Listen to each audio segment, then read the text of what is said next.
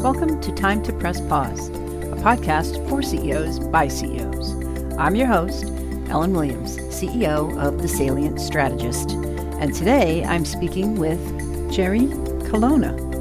Jerry is a leading executive coach who uses the skills he learned as a venture capitalist to help entrepreneurs. He's a co-founder and CEO of Reboot, the executive coaching and leadership development company, host of the Reboot podcast, and author of Reunion, Leadership and the Longing to Belong, and Reboot, Leadership and the Art of Growing Up, both published by Hubbard Business. Previously, he was a partner at J.P. Morgan Partners, the private equity arm of J.P. Morgan Chase. Welcome, Jerry. It's so great to have you on today's episode. Thanks, Ellen. It's great to be with you today.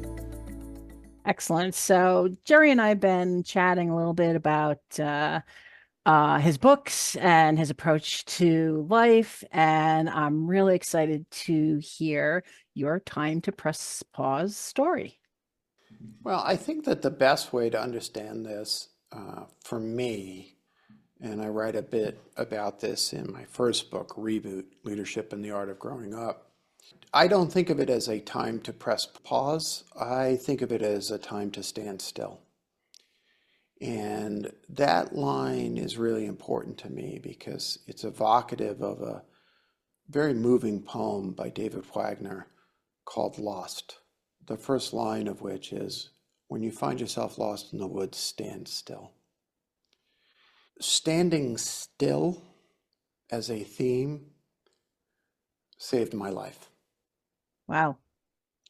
When I was 38, I was a rock star, superstar venture capitalist. And I often likened myself to moving like the DC comic hero, The Flash. Just moving at the speed of light until my lifelong relationship with depression caught up to me. And it was a kind of collapse that was well beyond burnout. It was marked by suicidal ideation, which was a serious issue because I had attempted suicide when I was 18. So there was a lifelong relationship with these feelings. And it would be too simplistic to say that the reason for the depression was moving at the speed of light. But the ability to actually withstand standing still was critical for me. And I just turned 60 just a few months ago. Congratulations and happy birthday. Thank you. Thank you. Thank you. I am officially an elder now. We're in the same club. Well, sit up straight and eat your vegetables. That's what I like to say. But so we're talking about a time in some ways that began just shy of 30 years ago. And that was a very different climate for this kind of conversation. Was it? Yeah, I think I paused because on the one hand, I agree that, say, things have shifted and perhaps it's more acceptable to talk about things. For example, I've been on Tim Ferriss's show twice. And the first time was to talk about my first book, Reboot, 2019. But then I came back on the show. And this is relevant to what we're talking about here, because Tim sent me an email and got an auto reply. And the response was, hey, folks, I'm on sabbatical, as I do every year. Okay. And I take July and August off to stand still every single year. And Tim wrote back and said, what the heck is that?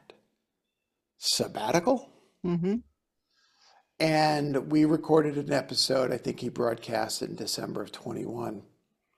But I can't tell you the number of people who reached out to me and said, sabbatical? Yearly? or yearly pressing pause. Right. Well, that's crazy. But I think that the truth is, Ellen, people have been doing this forever. Hmm. Well, What unless they're it, moving like the Flash. well, I think what it is that David Wagner wrote that poem decades ago. Thomas Merton would go into retreats. Every wisdom tradition I've ever encountered suggests the power of pausing. Every wisdom tradition teaches us that when you're lost in the woods, stand still. Don't keep moving only to get further lost. Hmm. I think the difference, and I don't even know that we're so different now, I think what we're identifying is that there's this cyclical phenomena of where we as a society speed up, speed up, speed up, and then we crash. And someone comes along and says, time to pause. Yeah. But really, what you're doing, Ellen, is just tapping into millennia old wisdom. Whether it's the desert fathers who would say, go off, or even the biblical story of Jesus going into the desert for 40 days. The word sabbatical, which you responded to, its root meaning relates to Sabbath. Its root meaning relates to that which is holy. And the reason I go here is because I think that we do the pause in injustice when we see it merely as an antidote to burnout. Yeah. I'm definitely connected to that. I think it needs to happen way before you even gotten to feeling burnout. I want to bring it up. Keep holy the Sabbath. The Sabbath occurs every week, Right. right? The challenge with seeing the pause as an antidote to burnout, which is so tempting, is that it puts it in the realm of one and done.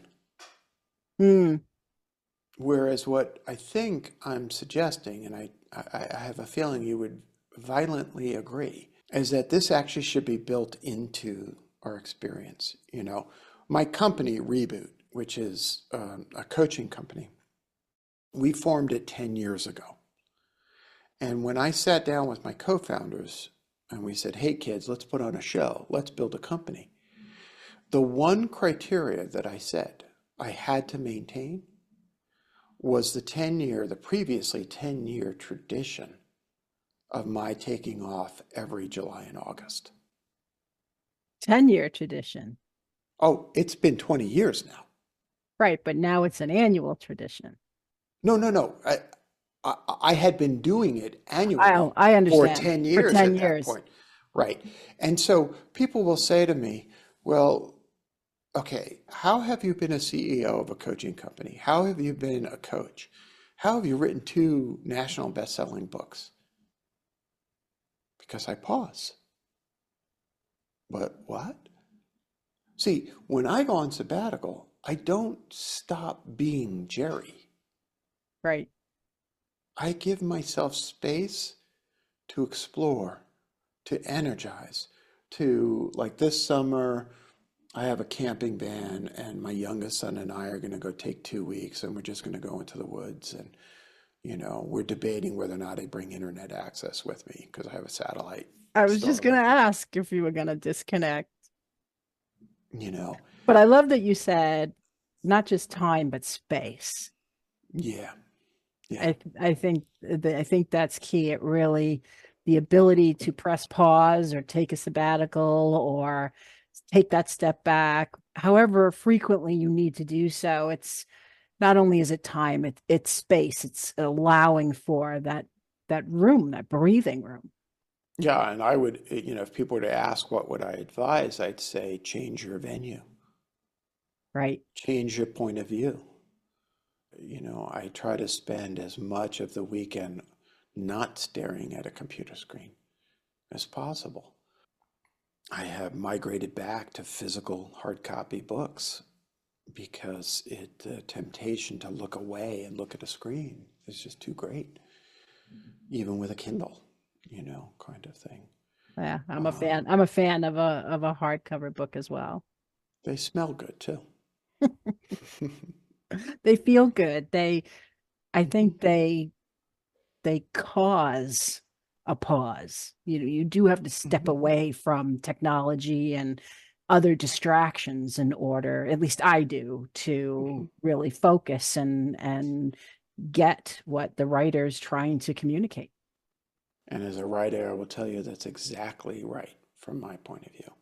So your time to press pause story is, do you have an actual outcome or a specific story about one of these sabbaticals where on the other side there was a revelation? I don't approach the sabbatical as wishing for a revelation at the time. Okay. I remember one time I went on a quest and I went into the desert for 2 weeks and I spent 4 days on a water only fast. And before going, my Buddhist teacher, who was Chinese, said to me, kind of shaking, he said, "You Americans, you think you can order up a vision just by going on vacation." And so I don't approach it in that way. Okay. The way I approach it is, have you ever lain on your back and stared up the sky looking for shooting stars? Yeah, sure. Okay, so the trick is to actually not focus. The trick is to relax your gaze so that your peripheral vision can catch the movement. And the way I approach, to use your term, the pause or the sabbatical, is to relax my gaze and see what comes across my eyes. Sometimes it's resulted in books. Sometimes it's resulted in deeper relationships with friends and family. Sometimes it's resulted in commitments to my health and well being. But every single time it's been like a surprising shooting star. But if you stare too hard at the sky looking for shooting stars, you'll miss them. Mm. So to me, that relaxed gaze is the key for my sabbaticals. I wonder what's going to happen this year. That's amazing. So you understand the need to stand still, even if That's it's right. not driven by any specific thing, and open your mind to whatever comes from that experience to, I don't know, to work on moving forward. I mean, something always comes out of it, right? Even though you're not necessarily looking for that specific thing. That's right. I kind of drive my clients crazy because every May or June I say, hey, folks, just another awareness. I'm taking July and August off. And invariably, at least one or two clients come in and say, sabbatical, great idea. I'd like to take a sabbatical. Do you think I should learn Portuguese? I say, I think you should Right. do nothing. I think you should drop any attachment to a goal. I think you should just relax your gaze, and see what arises.